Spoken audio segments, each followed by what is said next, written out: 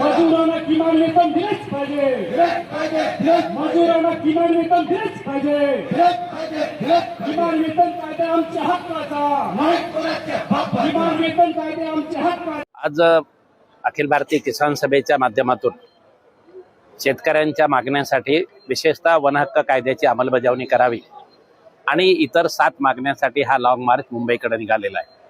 50,000 पेक्षा जास्त शेतकरी सहभागी आहेत।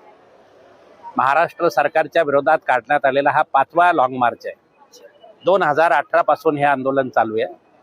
2006 मध्ये वन हक्क कायदा झाला, 20 वर्ष झाली तरी सुद्धा त्या कायद्याची अंमलबजावणी झालेली नाही आहे आणि आदिवासींना त्यांचे वनपट्टे जेवढे त्यांच्या ताब्यात आहे ते त्यांच्या हक्काचे मिळालेले नाही आहेत। त्याच्यासाठीचा हा संघर्ष आहे।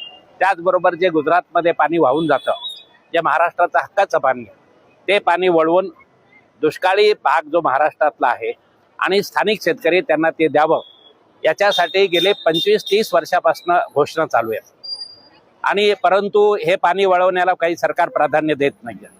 शिक्षण आरोग्य क्षेत्रामध्ये दुर्दशा झालेली आहे, बेरोजगारी वाढलेली आहे आणि अशा परिस्थितीमध्ये हे सरकार फक्त अदानी अंबानीसाठी काम करत आहे, श्रीमंतांसाठी काम करत आहे। या देशातले महाराष्ट्रातले 90% लोक शेतकरी कामगार बेरोजगार आहेत, त्या लोकांसाठी हे सरकार कुठलंही काम करत नाही आणि म्हणून कष्टकऱ्यांच्या मागण्या घेऊन हा लॉंग मार्च मुंबईकडे निघालेला आहे।